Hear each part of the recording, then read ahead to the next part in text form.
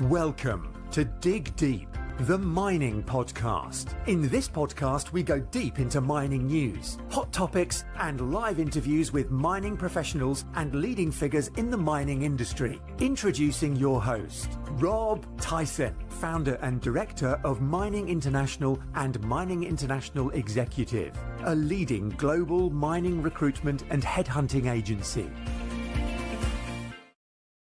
Hi, mining community. Welcome back to another episode of the Dig Deep, the mining podcast. And today's guest is Paul Weibel, who's the CEO of 5E Advanced Materials. The company are advancing their Fort Cady Boron project in California. We're going to explore Paul's path into mining and the leadership lessons he's carried into the C-suite, get a clear update on Fort Cady's status and key takeaways from recent PFS studies. And we're going to dig deep into why boron matters, its market size, the industries driving demand, and what it means for the US supply market. Paul's also going to work through financing and capital allocation as the project moves forward, Fort Cady's role in America's energy transition, the impact of tariffs and geopolitics, regulatory reforms that can unlock critical minerals, and his 5-year vision for the company. Plus one message he wants policymakers and investors to hear about as a conclusion. So after all that, Paul, welcome to the podcast. How are you doing? Good. Great to be here today.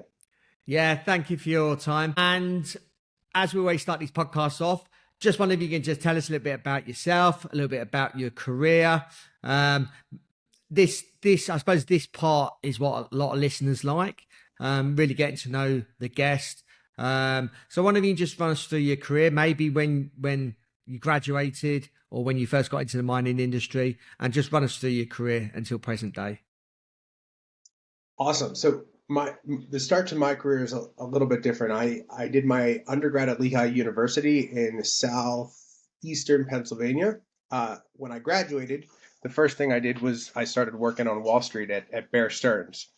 And this was in 2007. So my first day on the job was basically the start of subprime, and the BSAM funds blew up. A year later, it became JP Morgan, wasn't deemed a transition employee, ended up going to a smaller bank, and ultimately was in equity sales and trading at the time, was laid off in March of 2009, which was basically peak bottom. Rebooted my career, ended up going into public accounting, sat for my CPA, which is Certified Public Accountant. Some people call it Chartered Public Accountant. Understood debits and credits during that time for a couple of years, and then worked myself back to the buy side, which ended up being a kind of more of a venture holdco focused on mining services. Spent 7.5 years there. That really was my first exposure into the space. The kind of flagship project we had or were involved in was a company, Chilean Cobalt Corp, which is actually in the northern Atacama Desert. It's a copper cobalt exploration company, fantastic mineralization, but that was my first exposure. And then I guess this was right around end of COVID in 2021, American Pacific Borates, which was kind of our predecessor company, was ASX listed, needed a US team. So we were always Fort Cady is a US based project, but it was listed predominantly on the ASX. And you see a lot of juniors or development companies listed on the ASX or TSX because, well, traditionally the US isn't a very minely friendly jurisdiction. So ended up opportunity came across my desk. They needed a US based CFO, get the company listed in America, and build out a US team. And so we were locked indoors for like 2 years at that time in sunny Southern California, and the prospect of, doing a public listing as well as standing up a fully permitted, critical materials project in Southern California was, kind of a dream come true. So we packed the bags. I'll tell you what, we moved out here I think like an 18-foot Penske, and like, you know, we went from like 3,200 square feet in just a standard house in Pennsylvania to like 1,400 square feet and double the price of like housing. So, but it was good. And we've been out here kind of ever since. Great. Um, can you give us an overview of 5E Advanced Materials?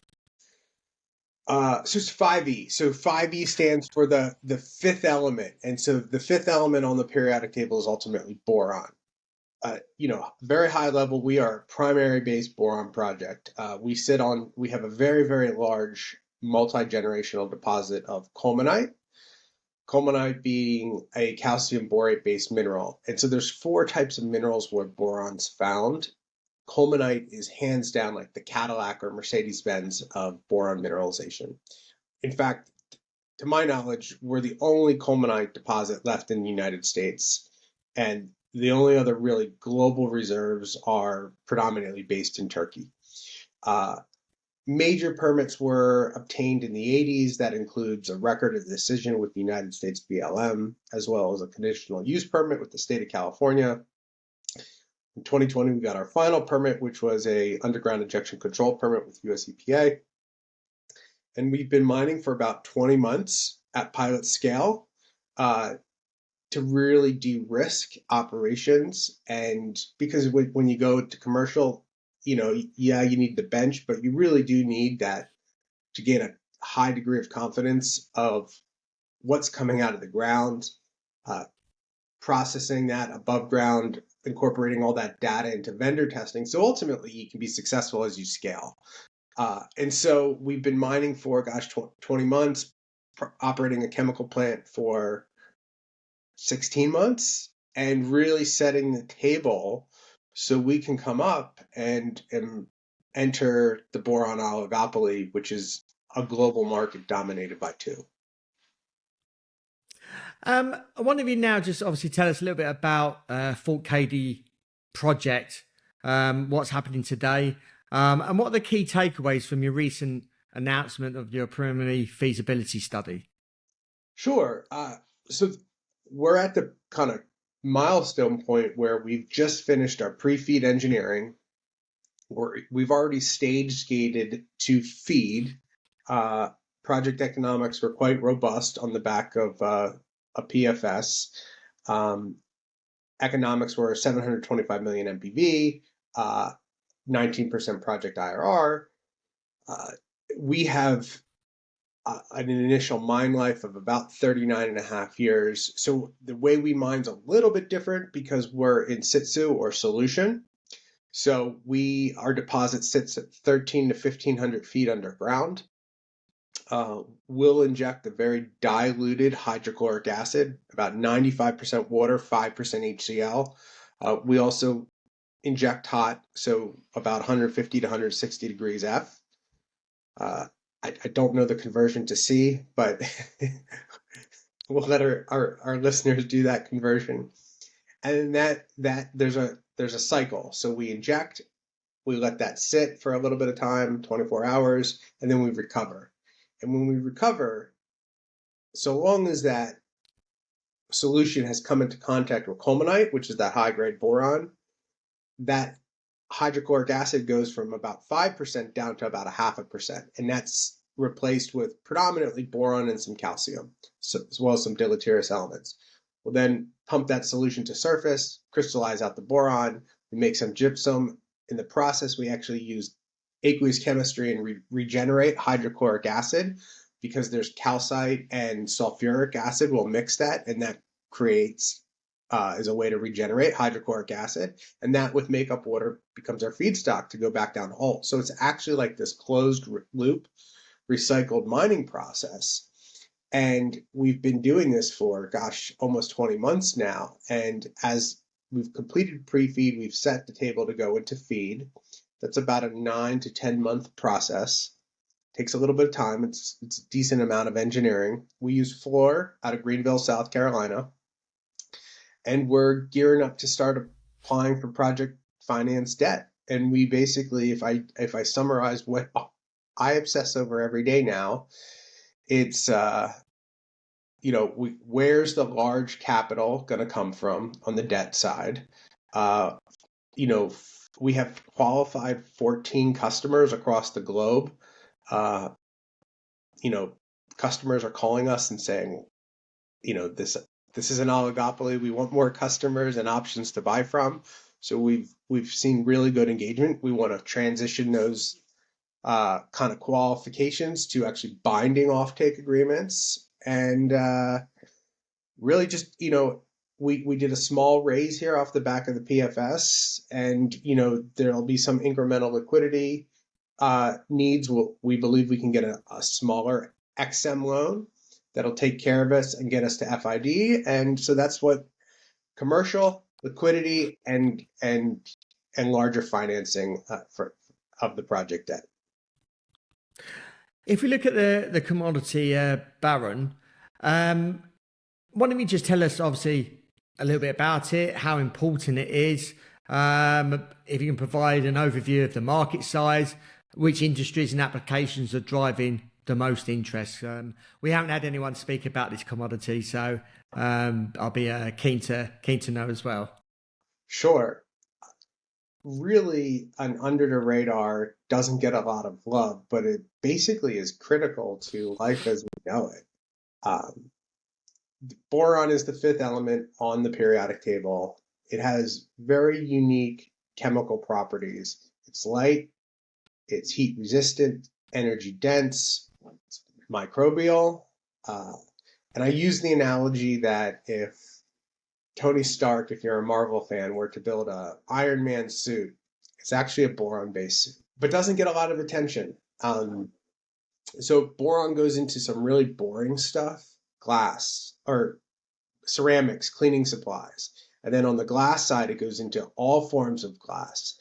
That's LCD, that's Pyrex, it's also textile fiberglass.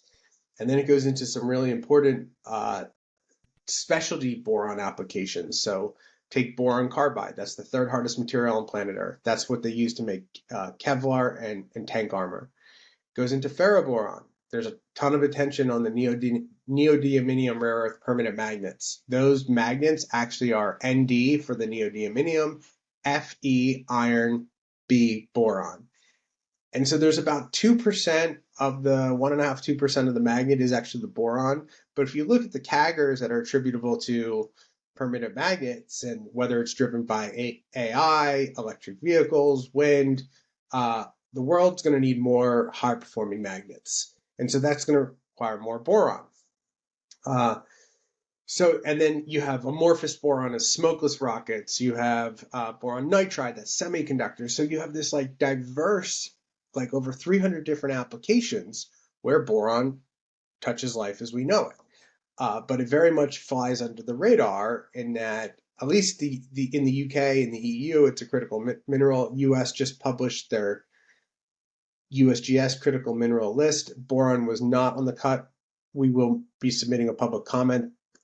The US DoD does have their own list. Boron does sit on that. So you would wonder why there's not alignment between Department of Interior and ultimately US DoD. But, we're working to kind of garner attention to that because, listen, this market, is growing, and you can really break up the CAGRs two main buckets.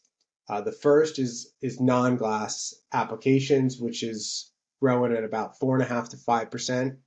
That's predominantly your ceramics, that's your fertilizers, that's all your construction materials. Then you have glass applications that are growing a little bit closer to in line with inflation, about 3.5 to 4%. And then you have your specialties. And on a weighted average basis, that market's growing at about 8%.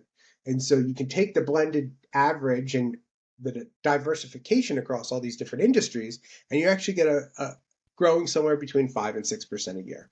And listen, some years you'll have some down years, but the reality is diversification is a bit of an insulator to low growth because, some years you may have a down year, other years you're going to rip roar and housing may be above rate. So that creates this diversification where I would challenge, someone may be pretty cynical and say, hey, I don't believe this is all growing. but over the kind of course of time, when you're so diversified, you will see growth. So, and then on the supply side, it's an oligopoly. And so two companies control 85% of global supply. And, there's very little expansion announced. Who are those two companies? But one is actually the state of Turkey. It's the government. It's a company called Eddie Modern. They're about 65% of global supply. They have a little bit of capacity they can increase. And the other is Rio Tinto's US Borax, which is about 70 miles up the road from us in Boron, California. And they just, Rio announced they're up for strategic review this week. So interesting dynamic in the boron landscape, to say the least. How are you approaching financing and capital allocation as you move the project forward? Yeah, listen, it's interesting because when I arrived in 2021, everyone was hoping by 2025 we'd be up and running. We're a little bit behind schedule, but I think we're quickly, now that we have 20 months of mining data, 16 months of chemical plant, we're through the pre-feed, our flow sheets locked down. We're ready to go. I believe that, project debt is the critical way to get this financed. There's three types of debt you can get. You can get agency, which is U.S. government or some government-backed debt. That's the best to get, but the problem is government tends to move on slower timelines than private sector, but it is the cheapest form of capital. Second is your traditional mining project finance banks, whether it's BNP, SocGen, BMO, can move a little bit faster, still, but it's a little bit more expensive. And then private capital can move the fastest, but they tend to offer the most expensive terms. So we have a letter of interest from the United States Export-Import Bank for a $285 million project debt facility. The PFS CapEx was $435 million.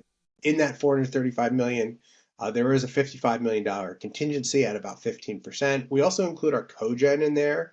So we sit 2 miles off of a major natural gas transmission line. We do have shore power. It's only about a megawatt, but more than likely the commercial plant gets powered by cogen.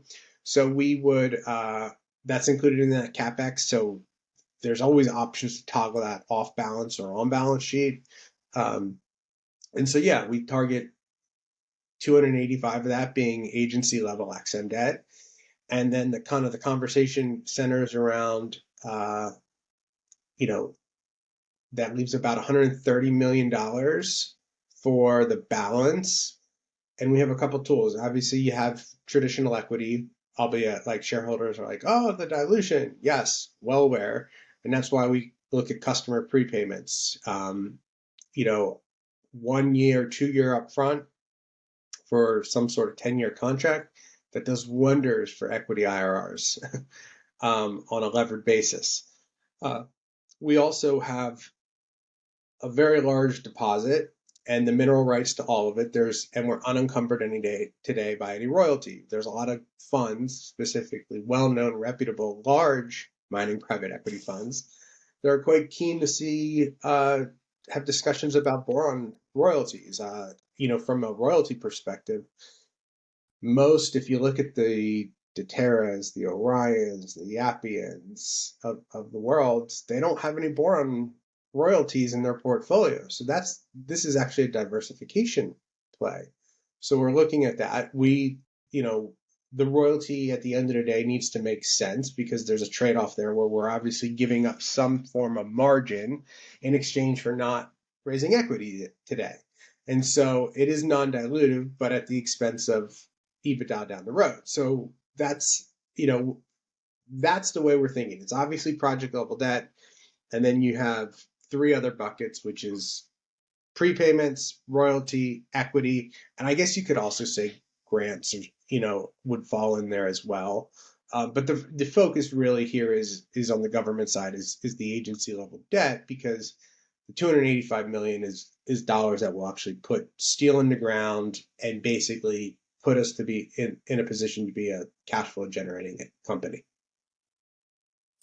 How do you envision the role at Fort Cady project as the US advances, obviously, its energy transition? Yeah, listen, I think there's, one really good example of how we're doing our part. There's a ton of emphasis on reshoring American supply chains. We've partnered with a company who received a decent amount of DoD money to make boron carbide. So today, about 85% of global boron carbide is made in China. And if you think about the supply chain, Turkey makes the boron goes to China, China makes the carbide, and the US government's buying tank armor from China. You can see the vulnerability there. And so there's a company that has an aqueous chemical process where they'll source boric acid, and they, through a relatively innovative process, actually can take our boric acid and make boron carbide. And so that would be a fully domesticated boron supply chain. So we would be reliable upstream feedstock. You have another company that is US based and midstream. And then now we're supporting industrial base on the downstream side. We will sell to diverse customers. We've qualified 14 customers today. That has ranged from chemicals to LCD glass, textile fiberglass, boron carbide, fertilizers, and all forms of insulation. So, when I think about us having customers, we're going to be diversified, and we only have 130,000 tons to sell.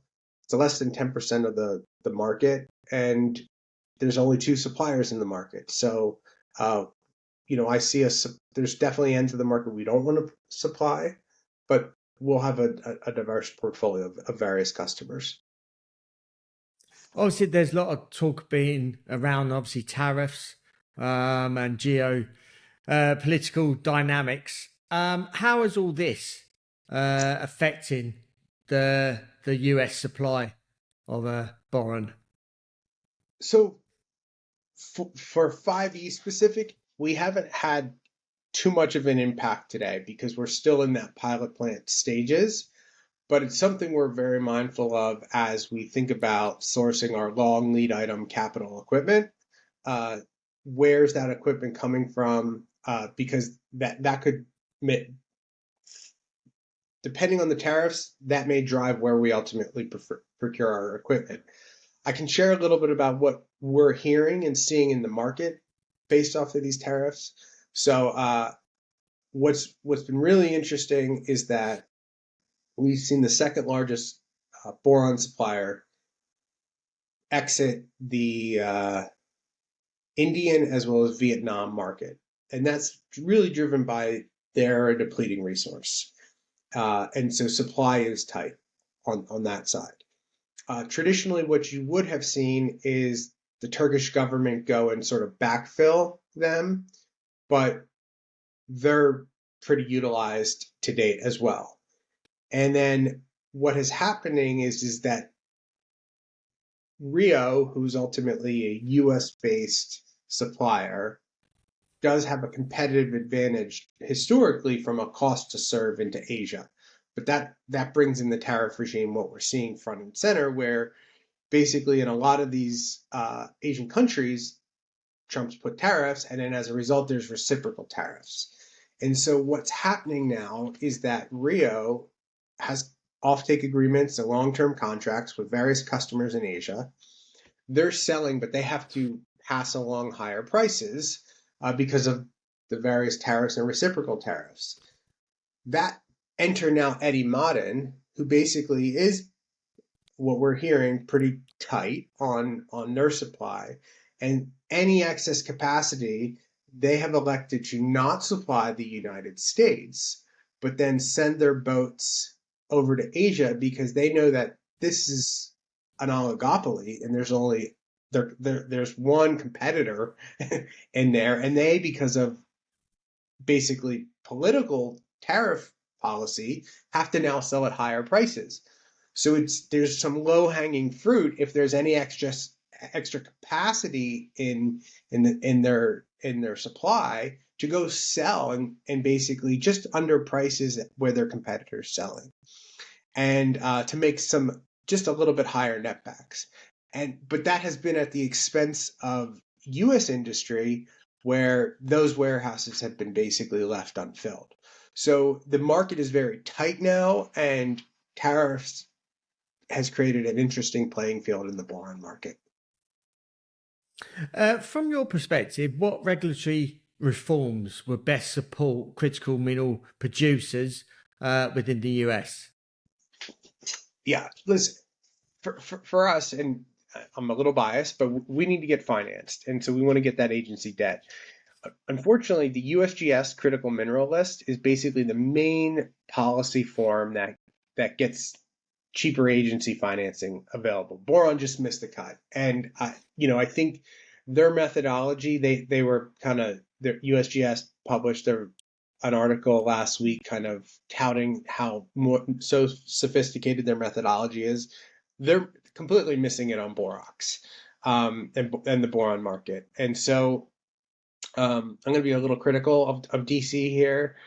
This is a market that is globally dominated by two. And yes, we have domestic production here in the US, but that business just went for sale. Why did it go for sale? Something's up. And clearly, USGS's new refined methodology is missing something.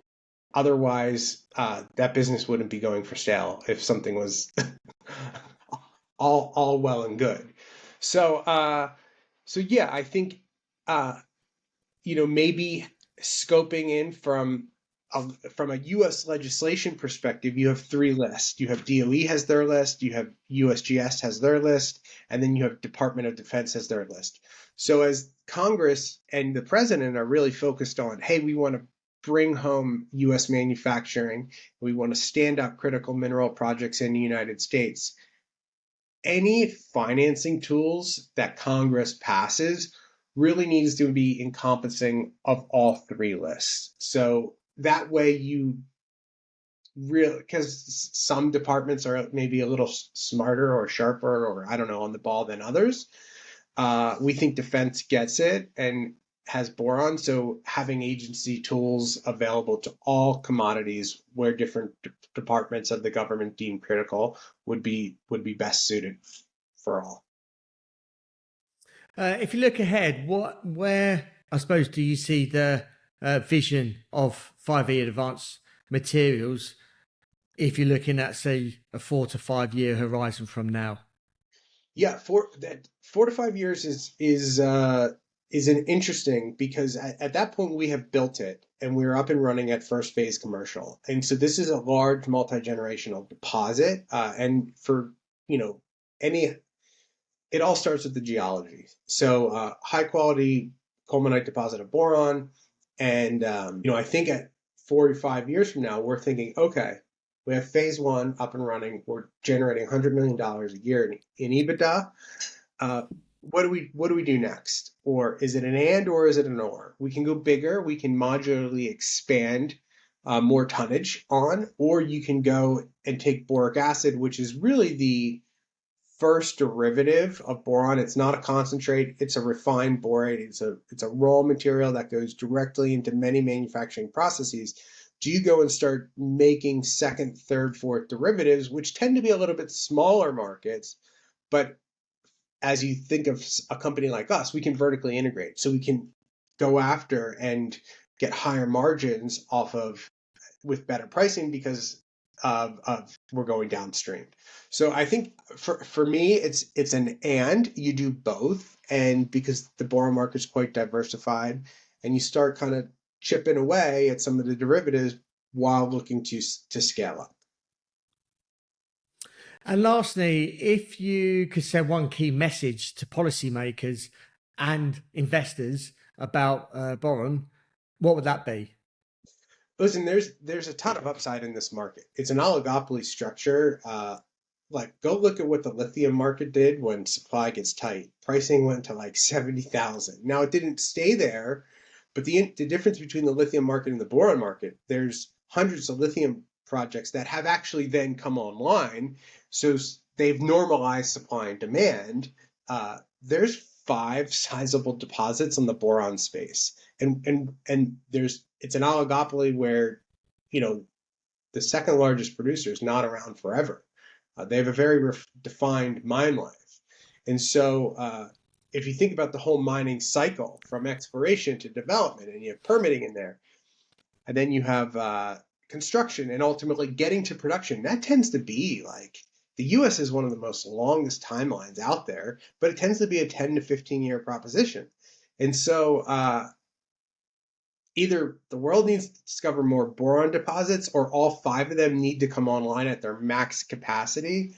Otherwise, this is a market that continues to get very tight and will disrupt industry if growth continues as we foresee. So that's my main message. Paul, thank you for your time. Thank you for telling us about the company, 5E Advanced Materials. And obviously talking about boron as a commodity. Like I said, it's probably not commonly a common commodity out there that people talk about. So I really appreciate you delving into what it's used for, and obviously speaking about the Cady boron project in California that you're looking to advance. If our audience wants to reach out to you, how can they go about doing that, and how can are you across any social media channels where you put out news flow? Yeah, we are on both LinkedIn and Twitter. Also, there's forms available at our website, www.5eadvancedmaterials.com. Our IR team, as well as myself, actually get all the form fills, so I'm copied on them. We'll respond. I get messages all the time on LinkedIn. LinkedIn's the best way to contact me directly. From a shareholder perspective, if someone asks me for a call, I'll take the call. Need to be out there getting the story out and sharing people and telling them what we're doing. Yes, certainly. And all those details will be in the show notes that come this episode for easy access for our listeners. Great having you on the show. Perhaps you want to come on next year and give us an update on the project, and maybe discuss other things around boron as a commodity, and obviously how the US is advancing their critical minerals maybe during 2026. That would be great. I think in a year from now, we should be breaking ground. We're financed and we've been through FID and we're ready to rock and roll. And, it's funny, you can see the pilot plant behind us. That was an incredibly boring, construction's one of the boringest times on a project. And I always joke, I said, we're going to set up webcams because shareholders can actually then see the trucks going back and forth and it going up real time. But it's just not a very fun phase because you're waiting to come online. And so in a year's time, we should be through FID, financed, breaking ground, and then there's about a 2-year build to come online in 2028. Yeah, great. Look forward to having you back on. Awesome. Thank you. Yeah, no worries. Thank you. Thank you for listening. Hope you enjoyed that episode. Appreciate if you can obviously share this episode far and wide and all across the world. Obviously, we're speaking about a commodity that we haven't spoken about on this podcast in the 570 episodes that we've done so far. So it's a new commodity. So we need to educate our mining industry globally. And what a great episode to share among people within our industry about boron as a critical mineral, and is obviously highly needed in some of the things that Paul has discussed. So thank you for listening. Appreciate your continued support. And until next time, happy mining. Thank you for listening. Remember to reach out to Rob via the show notes and be sure to subscribe and leave a review. Until next time, happy mining, helping each other to improve the mining industry.